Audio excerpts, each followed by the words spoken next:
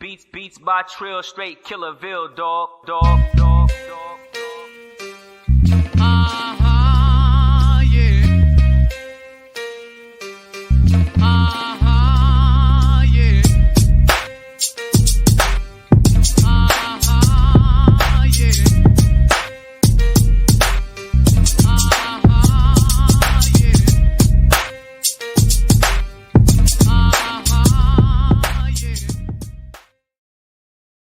What's good? We are back. The one and only Paul Pickett, host of the Paul Pickett Podcast, aka Triple P, aka the Common Sense Podcast, your source for music, sports, politics, world events, and much, much more. Well, tonight, either I'm a kid in the candy store or Christmas came early. So, my next guest is not only the middleweight champion, he's the number one light heavyweight ranked and the number two pound for pound. And he's my favorite BKFC fighter and my favorite fighter in all of combat sports, period, point blank, no questions asked. The one and only Dave Redneck Mundell. Let's bring him in. No, what's going Redneck, on? what's good, man? Appreciate What's you up? doing this, Of man. course, of course. Yeah, I don't know if you know, I used to produce all the Circle of Kings content, so I'm the guy P that Big Face always talked about. I got you. I got you. Yeah, I see. I seen you commenting on stuff the last time, so and then that's how I like seen your name, got the message. I was like, all right, let's run one with them. Yeah, man, and I try to put a lot of work into promoting y'all fighters and whatnot. Definitely enjoy the sport. I want to start here. You had a good MMA career, 10-5. That's about almost 70% of your fights you won. How were you able to transition so well into the BKFC? Pretty much my whole career I was working with Jihad, which is, he's a boxing coach. So even through MMA, I was working with him, and then I believe, the MMA gloves is kind of very similar distancing with no gloves, especially compared to boxing. So everything it was almost like this sport was just made for me. Definitely was. I was While I was waiting, I was watching your fight, the Hector Lombard versus Dave Mundell BKFC 10. I mean, you've been around for a hot minute. You It's feel number like you got six. screwed? You feel like you got screwed on that one? Absolutely. A lot of things would have went differently. I think in our very first exchange, I broke my left hand, and you can go back and listen to the commentating in the corner. Like you can hear me say, like I lost my left hand. Like it's just like so I had to fight him with just one hand the rest of the time, and there was no quit in me. I went out there and did everything that I thought I needed to do. I thought I was well above on the scorecards. The only time he ever hit me was after the bell, and then he headbutted me quite a bit. And he fought dirty, and I thought I clearly won. A lot of other people think I clearly won, and it is what it is, but nothing can be And done about it now. I know he poked you in the eye, and he had a couple late hits after the bell as well. There's a couple questionable things. And Howie, from Knuckletown, he definitely said that you got screwed on that as well. Yeah, That a you lot of should people. not. A lot of people believe that. Everyone. I mean, honestly, I haven't talked to anybody that says, "Oh yeah, he won that fight." And he's So not even in the BKFC no more. yeah, he didn't want to. He figured out real fast he didn't belong there. So it's been 10 months since you fought, man. Do you feel like there's gonna be any rust at all? You know, I don't. I do pretty good. Just staying active. We're always sparring in the gym. We're always working. It's all the same. I get my outside work. I'm big into like having some good hard sparring sessions. Some people don't like it. I do. So when I get in there, I just perform well when the lights are on. So I'm not worried about it. And I could definitely tell after seeing you and Reber with the little 6-pack contest and then seeing you in BKFC 10, like you've been working out like crazy, man, through the Yeah, years.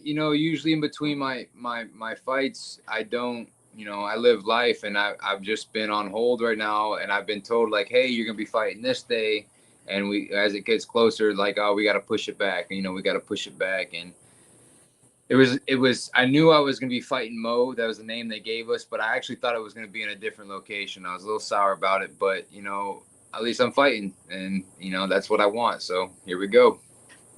like, is the length of how long it's taken to get this fight done, is that just because you're really at the point where you really got to have the money fights and they got to put up the right competition against you as well? It's definitely I don't know how to put it, but there's not anybody in my division that's really deserving of a title shot yet. The I one agree. who I believe matches up with me well with that doesn't want to fight. So they were looking for a big name, just something to justify, like, okay, he can fight this one. It's politics, I guess. I don't know. Now, is that guy that doesn't want to fight? I'm guessing that's Mike Perry. It's the platinum puss. Yeah, it's crazy. I interviewed Mighty Mouse Mike Hansen. I asked him about the Perry versus Jake Paul. Like, what's your take on that? I'm I mean, I get it. I get it as as a fighter standpoint. I, I believe if I went in there, I'd whoop Jake Paul's ass, but I don't believe Mike will. And I think, regardless of whether or not he knows that, he's just going in there to collect the check because it's going to be worth a pretty penny. Um, Well, I think he's going to lose to the Disney kid. I think his stock's going to drop because of it, and I think that's when they'll be like, all right, well, we don't really need him no more. Here, you can take him out now, and that's just going to piss me off. yeah, and I think BKFC would probably be pissed off if he loses because Mike Hansen said he thinks that Jake Paul can probably knock him out. I think it's very possible. I definitely don't see Perry winning. I don't see Perry knocking Paul out. He just doesn't. He's not a good boxer. BKFC gets away with it because he can take a shot and he's not hitting with pads on his hands. Now what is he gonna do? He's hitting with pillows and he can't really punch hard. He's all arm punches. His technique is trash, and it's gonna be a bad night for him. Now, you said politics. I mean, I've been saying it ever since you've been talking about this Mike Perry thing. There's definitely politics. I feel like they know once you get a hold of him, he can't be the face of BKFC no more, right? Exactly, but that should be all right. I'm right here. I'm here to stay. I'm the champ in the division. I've been here, like you said, for a long time, since BKFC #6 when they first came to Tampa. So I'm tried and true. I'm battle ready, battle tested, and I'll fight anybody. That is what's up. I hope we do get that fight. Now, let me ask you, there's not nobody like you're not fighting Mike Perry. That's the fight that we really want to see. I think a lot of fans want to see that. I don't care about how many social media followers he got. What about you going to the light heavyweight? Is that an option in winning that belt? At 85, that's it. That's light heavyweight, right? Yeah. I mean, they got you number one ranked at light But heavyweight. the only reason why I don't have the belt already is because it's my teammates. I'm not. I can never fight my teammate. So that's Oh. his class. I fight at 75. If he decides to retire one day, then I'll go scoop that belt too. So when you say teammate, y'all under the same management, right? No, we actually train at a shift combat in Tampa. Me and Jared Warren, Captain Okay. Deadpool, man. Now, do fighters under the same management ever fight? I would believe so. If That's going to be up to them whether or not they fight or not. If we don't train together, I don't consider you a teammate. If you come over to Okay. shift management team and you train or you're fighting under shift management, but you don't train that shift with me, you're not my teammate. It's to me it's different. Now, if you come Okay. and do your camps there and you work with me, like we got a few guys to do that, I consider them teammates. But you got to come sweat and bleed with us in order to gain my respect. Now, Ryan Reber, you consider him a teammate? I do, because me and him, we work out almost, I mean, minimum like 3 days a week together. He does train at a different school and he's under a different management, but we hang out and we train together. So he's like a brother to me. Now, King Mo, he's coming from MMA, right? Yeah, So he's gonna probably get a taste of the difference, right? absolutely. I think he's coming over, and I'm not really sure what's going through that man's head. I know he's got to be any true fighter. I made a post. I said this. Any true fighter, like it's you don't you can't really retire because you're always going to get that itch. You're always going to want to fight because it's just in us. It's what we do, you know. So he's been. I think he hasn't fought. Someone told me like 4 years, and he's just really. He wants to get back in there and he wants to see if he still has it. Why he decided to jump to the top of the division and try to throw down with me, I don't know, but I'm ready. I mean, how was he able to get that fight already though, being as his debut? This is it's not for a belt. We are fighting Oh, at so light. it's not for the belt. No, Okay. it's just a fight. You can't come in brand new and fight for the belt. But there's nobody in, like I said, nobody in my class who's really deserving of that title shot yet. There's a few guys that are up and coming. They're 3-0, and they call me out all the time, and I'm sure I'll see them eventually.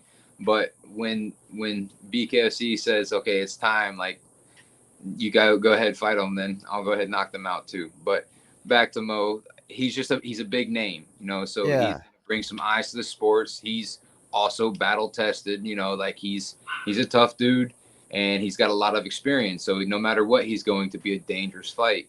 But at the end of the day, man, I'm young, I'm hungry, and I'm here to stay. How many more years you think you got in the sport? Um, I, I can't really envision me ever stopping, So like, it's I can't really put a number on that. I would like to, you know, financially be able to stop in the next couple of years, but I don't think I ever would. I'll be one of those guys who everyone says they need to retire, and I just won't because I just love this. I love this shit. Yeah, I realized all these guys pretty much love it. I mean, you got guys coming in with like 4 losses on their BKFC debut, and it's like I don't know if I lost that much back to back to back to back. It'd be hard for me to just say I still want to do this, but y'all really love this. To And be a the thing true I fighter. notice about all the fighters, y'all are truly nice people, man. Most of y'all are really nice guys. Y'all just love to fight. What's that about? Um, Maybe for others, they're just able to let their aggression go. I don't really know. I'm just me. It's just how I am. Um, I guess like I said, maybe we're able to get our aggression out through the fight, so there ain't no reason to be mean. Where was you born, man? Where are you originally from? Born and raised here in Oldsmar, Florida. Florida. Okay. I was here wondering because we got a lot of rednecks in North Carolina, of course, and I used to stay in South Carolina. A lot of rednecks in this area. So you definitely you what's the word I'm looking for? You definitely roll with the redneck thing really really heavy. I mean, so you're a true redneck. You hunting, fishing, and all that stuff.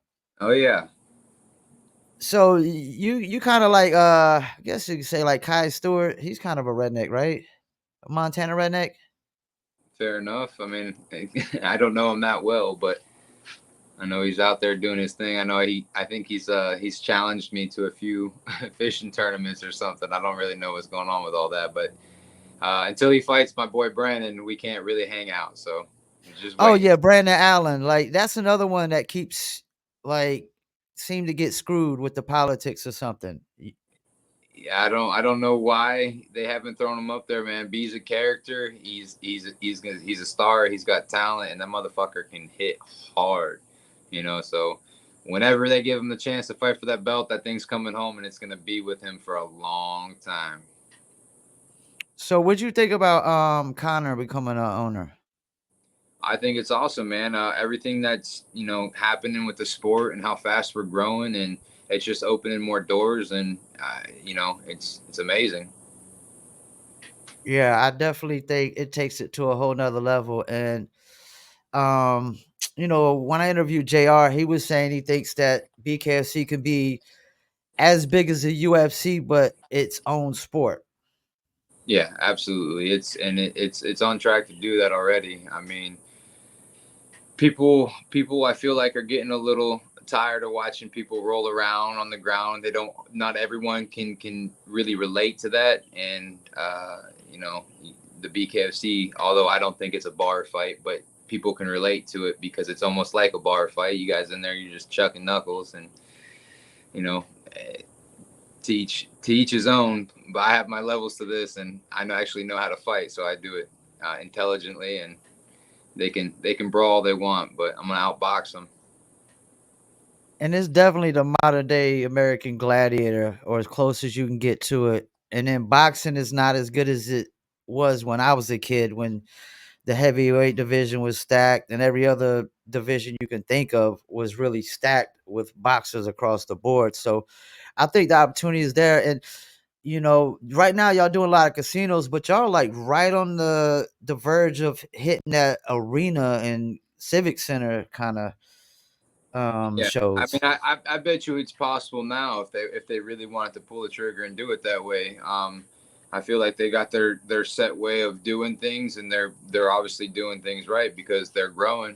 So only time will tell where it winds up, but it's definitely going up. Oh, I mean, I heard rumors before of them possibly coming to my city, Fayetteville, North Carolina, and we're a military town.